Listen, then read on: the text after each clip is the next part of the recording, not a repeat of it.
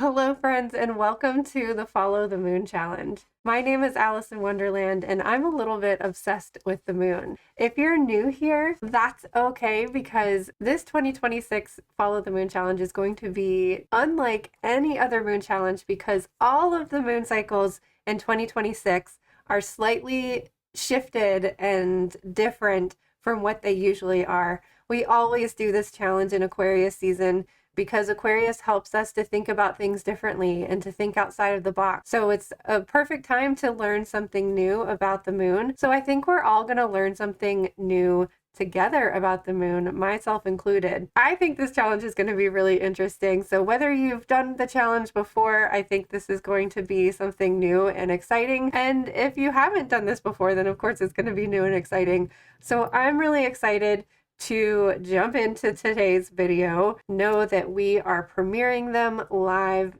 every day for 30 days at 11 a.m. Without further ado, let's jump into today's video.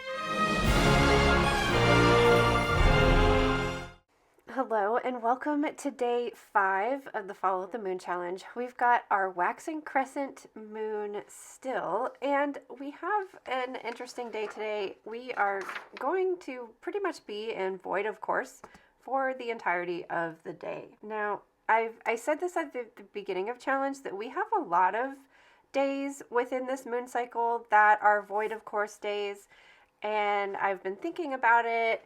And I think maybe I've come to the conclusion that having longer void of course times gives us an opportunity to just kind of like pause and integrate, which is very helpful because we are in the middle of eclipse season. We had our new moon solar eclipse on day 1, and we are going to have our full moon lunar eclipse in about a week or so.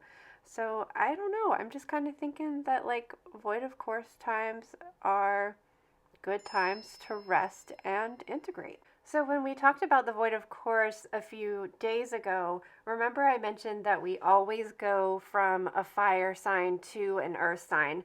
All of this is the same for when we transition from any fire sign to an earth sign, but I think it's more significant with the Aries to Taurus transition because of what I talked about with Aries yesterday, of being so fast and so active and being that jump start and that like really fast running sprint energy to slowing down to Taurus. I feel like this transition from fire to earth is the most important because Aries energy will burn out. It uses its big burst of energy and then it crashes. Sagittarius energy is the transition from fall to winter. Sagittarius knows how to slow down. It knows how to winter. And then Leo in the summer knows how to conserve its energy because of that, the blazing sun and the heat in the summer. So Leo knows it has to rest, it has to relax in order to just keep its body temperature down.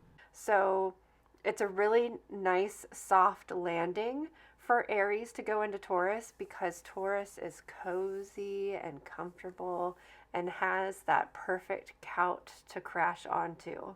Taurus is our fixed earth sign, so it's right in the middle of spring. There's no doubt about it.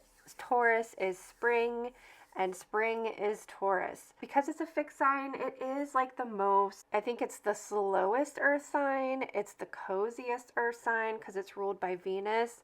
And I really associate the tree energy with Taurus. It has more of this slowness and stability energy to it, where I feel like the other earth zodiac signs have more movement to them. Virgo is our mutable earth sign, so there is that transition between summer and fall. It has that flexibility, that mutability, and again more movement to that. And then with Capricorn is our cardinal sign, so it's initiating us into the season of winter, so it's like leading the way. It has like more movement to it because it's leading. I think of Taurus energy as slow, stable, one step at a time if you are going to be moving, but it is really this kind of soft place to land. I also see this transition from fire to earth as how the elements like work together. If you're somebody who has a lot of fire in your chart, you probably need to tap into some earth energy to help ground yourself and calm yourself down. And if you think about it, I mean, fires can burn out of control. And we need a container for them. We need, if you get one of those like outdoor fire pits, it's a literal container for the fire. Or if you're going to be building a fire outside, you put rocks around it. So we're using the earth element to contain and sustain the fire element. On void of course days, a lot of people will say to do nothing.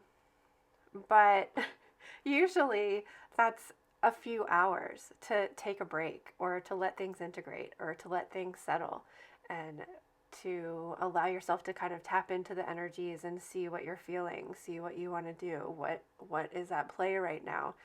And like I said, I think this is a time to be integrating all of the things that may have come up for the solar eclipse and to also kind of prepare yourself for the lunar eclipse that will be happening next week. So because we have this long period of time that's the void of course, I think it is a time to just kind of like reflect and to integrate and to kind of think about these energies. Where does fire play out in your life? And when the moon transverses through a fire sign, how can you use that energy to activate things throughout your day?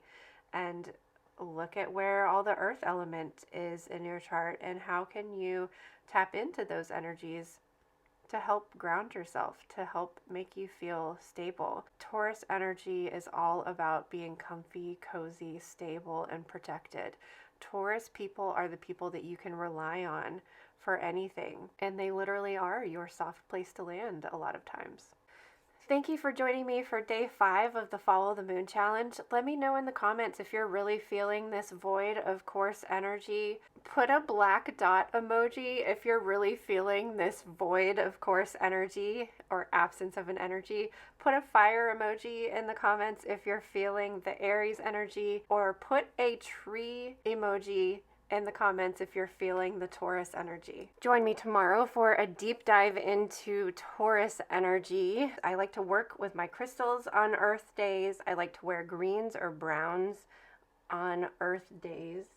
So get ready for an Earth day and a Taurus day on day 6 of the Follow the Moon Challenge.